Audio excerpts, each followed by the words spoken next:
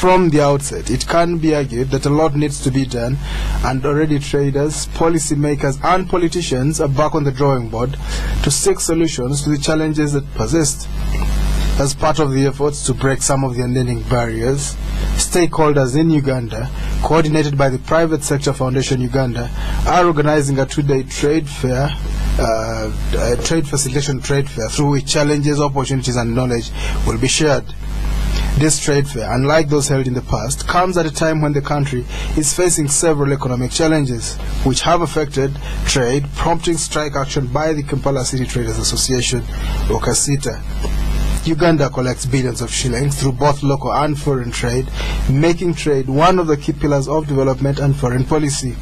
Unfortunately, there's a lot lacking to make trade a more viable venture for Ugandans, especially in the modern world of stiff competition, which involves government protecting and providing for its trading public.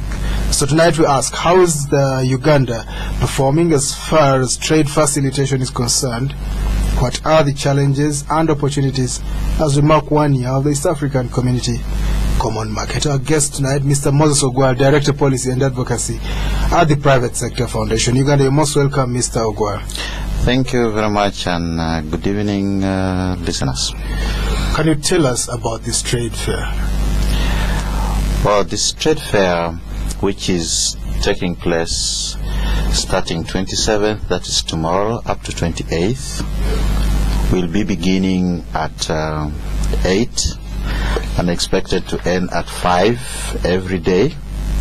The entrance is free, but the trade fair, as you mentioned correctly, will try to bring trade facilitators, both in public sector and private sector, to support the business community.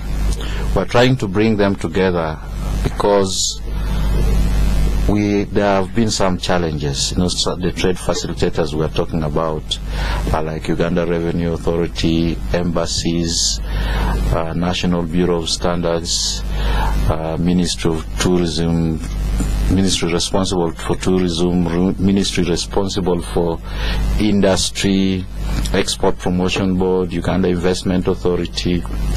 All these organizations, sometimes the traders do not feel so comfortable to go and meet them from where they are. And we thought maybe we bring them out in one roof so that the business community can be able to approach them. We'll also have on the private sector side the banks, service providers like the banks, ICT related providers like broadband, telephone companies. Banks will be there, transporters, business advisors themselves will be there. So we'll bring these services in a more open place and in one roof where somebody can have information which is fairly integrated and could be helpful and make somebody's business opportunities a little bit more brighter than it is, to make them a little bit more competitive. As you know, we're in the integration process. The world trade regime demands of competition now, so we most likely have no alternative but to see how best to compete against all odds. The situation can be bad, but you don't give up. You need to see how best, what is the silver line in what appears to be bad, and what can you do to make an improvement to your own business, make a contribution to the country in form of employment, make a contribution to yourself, make a contribution to the whole world. So this is basically a Ugandan fair. It's not. Yeah, it is a Ugandan fair, but it will have certainly, I mentioned embassies, commercial attaches. Yes, to Uganda. In Uganda. So we virtually had confirmation from the European Union itself. Within the European Union, we've had confirmation from France, from Denmark, from Netherlands, Yeah, those mainly those from European Union, but also from the Far East. We've had from China, from India, from Pakistan. We've also had people from within the region. I think I should have started with the region. Yes. Kenya, Rwanda, Burundi, Tanzania, they're all going to be there. So it will be a chance to unlock what is important. Market information. Information in business is virtually power. So we hope with this we should be able to improve the performance of the business community with providing this power in business, which is market information. Business information, not market information. So basically it's an international trade fair helping people to network. Service providers with their seekers, traders, exporters, importers. I can say it is a national fair, but with international information and regional information combined. So it should be helping. The main target is mainly our own business community, but they should be able to access services of those who provide it from the whole world, market information from the whole world. So who should come to the show? Those who are expected to come are the business community. The first priority would be the business community. Come and see, come and learn how best you can survive in this kind of harsh, what appears to be harsh. How can you identify a silver line, in a harsh situation?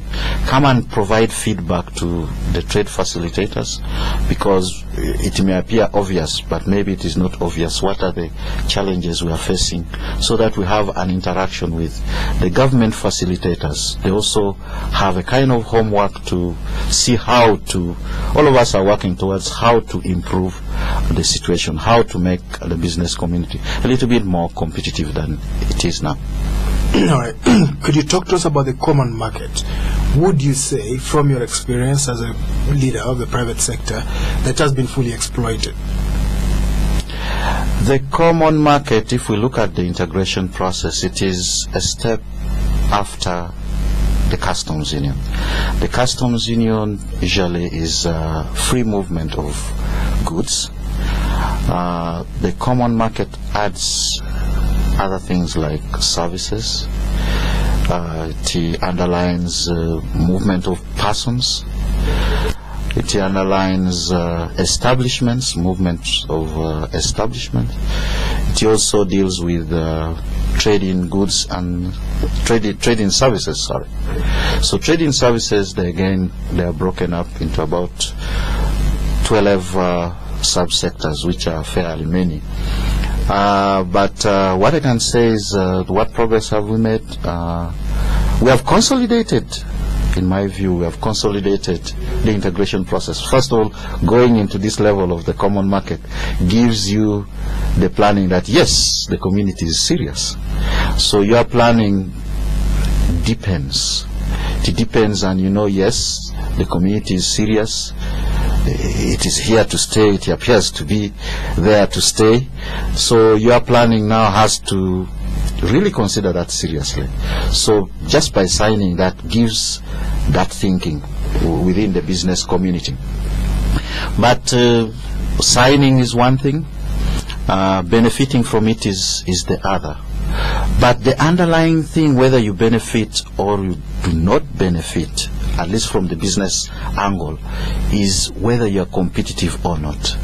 If you are competitive, it's like a race. You run faster, you win the medals. If you are not competitive, you see the medals go. So the choice is ours, the government, the business community, to work together, possibly to get the medals. I think all of us will be working towards getting the medals. And let's talk about some of the non-tariff barriers that people have complained about. Work permits. Kenya and Rwanda opened up. You don't need a work permit to work there. Uganda still has work permits. Tanzania still does. Burundi still does. How do you see this unfolding in the coming years and months and years? The ultimate goal is that we will not be having it at a certain time. Those two countries you mentioned, in my view, I think made the unilateral decision. Possibly they know exactly why they did that, what motivated them to do that. I think on the Ugandan side they are following what was signed in the protocol. It's a step by step. I think what I need to say, my experience is the integration process is not an event. It is a step by step issue. So the issue of complete free movement, no permits, I think that has to be governed by even the laws which are existing. There's a transition period which we are supposed to have for that, and my recollection is that it is not yet fully mandatory to we have not yet reached that time. I think it is maybe 3 years or something like that. I can't recall that, but the point is we will reach there. Kenya and Rwanda may have taken the lead. Hopefully Uganda will also follow that. But I think Uganda, if you follow still the normal regulations, you should be able to get these work permits. It must be easier even up because we have signed it. Right. So in your view, what more can be done? We're still talking about the common market.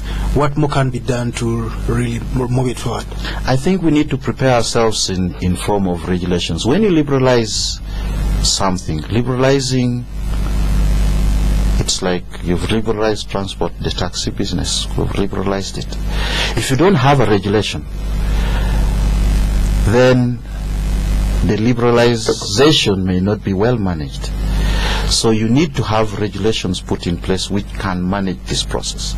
So in the context of the common market, I think there are enabling laws, policies which are supposed to be put in place to enable those freedoms to take place.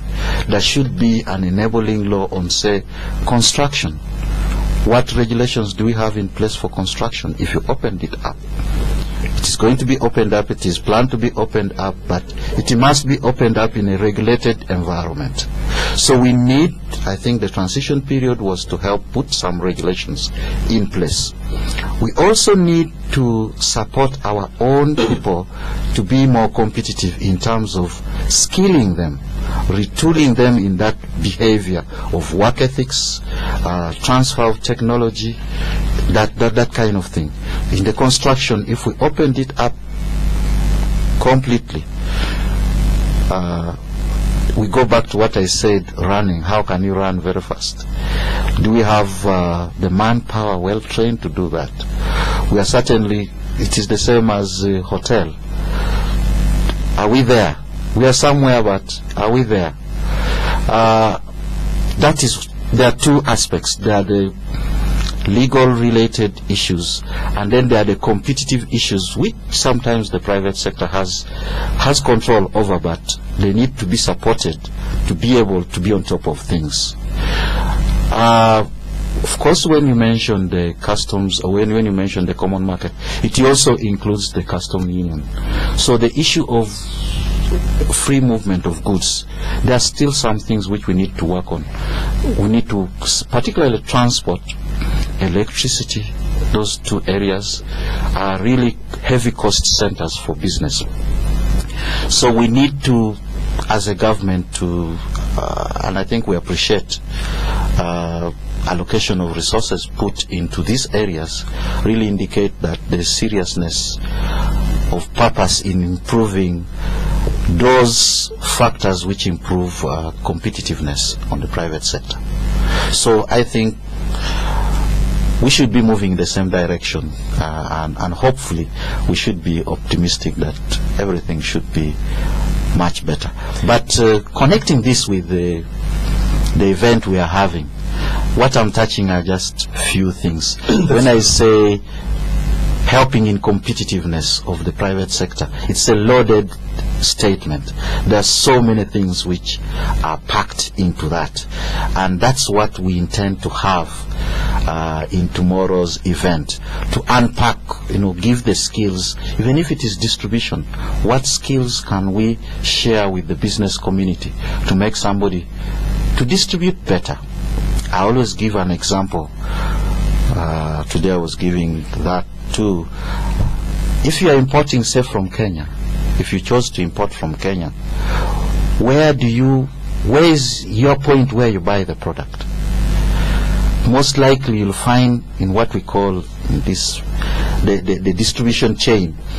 Most likely you'll find that somebody is buying a product from a supermarket, somebody is buying from a wholesaler, and most likely the person who is buying buys the product, loads it in the whatever transport system we have, brings it, but that product may be already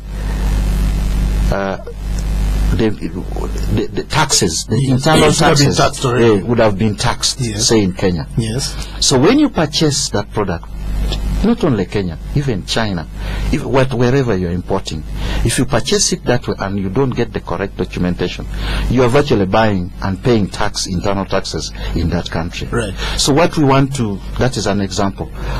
How do we explain to the business community that you could save 16-18% if you bought from the right place and if you got the right documentation, so that when you come here you can now pay the Ugandan taxes.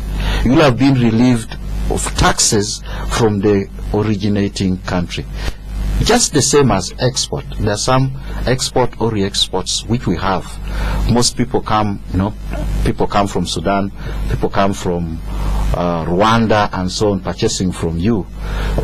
That product you may be selling may be having taxes on top of that. Right. For example, the mineral water we're having, if you are selling, you are buying it from Chikubo, for example. Yes. The person who is in Chikubo is the one exporting. Right. It has taxes on. True.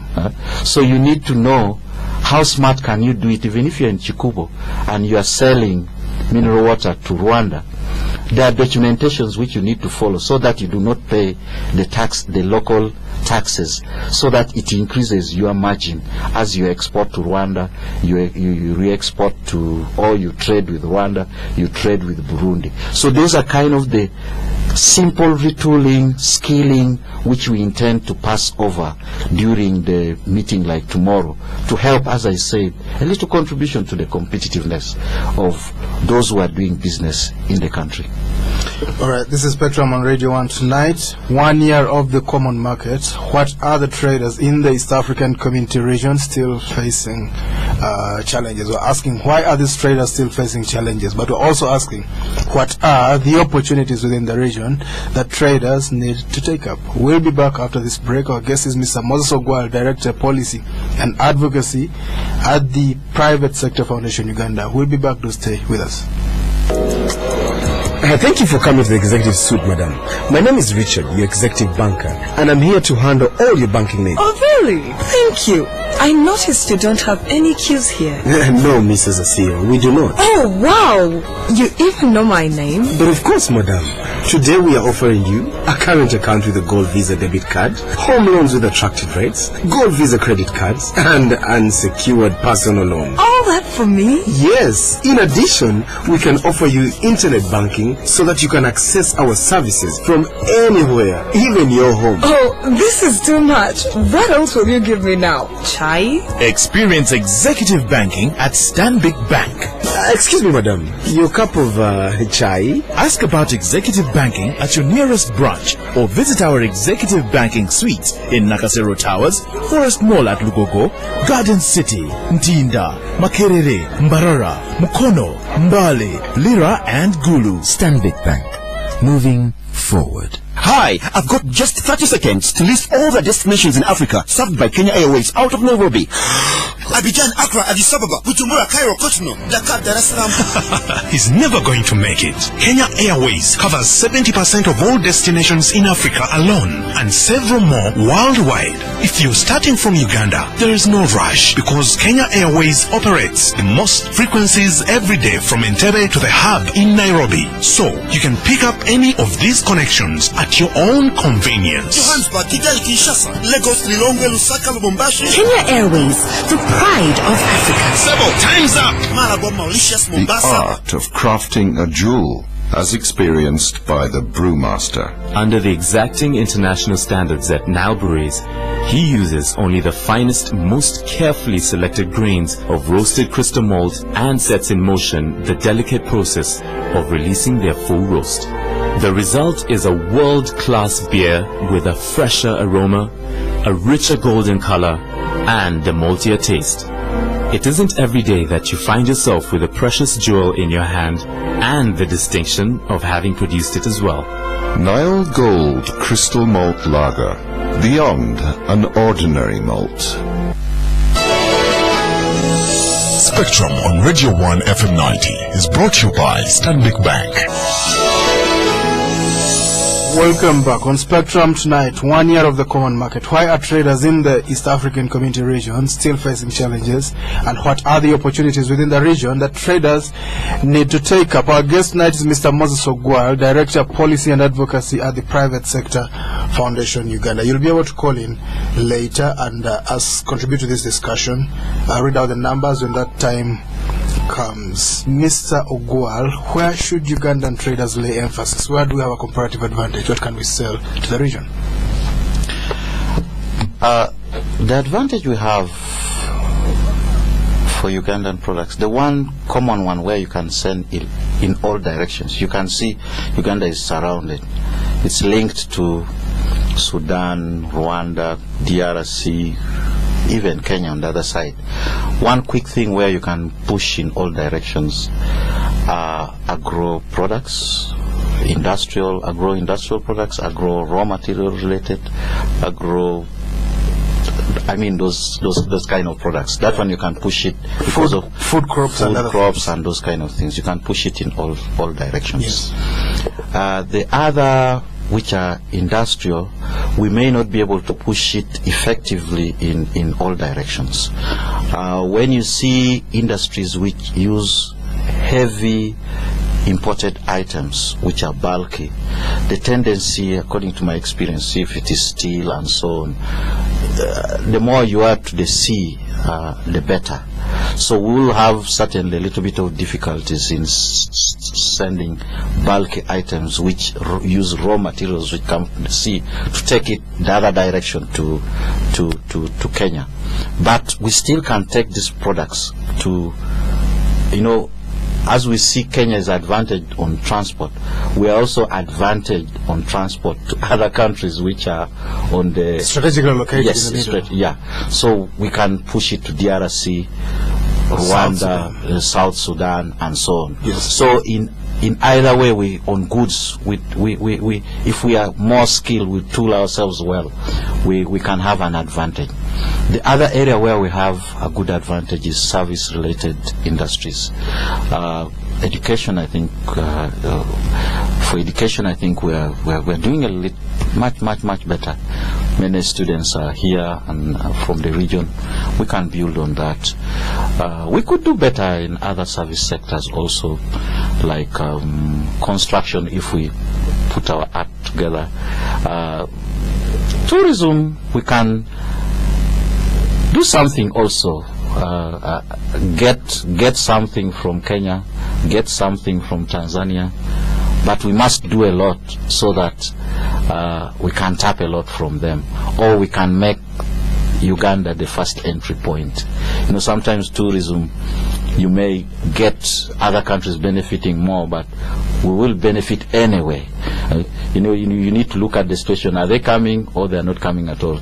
If they are coming and you are not getting as much as another country, you are getting something anyway. So we need to work towards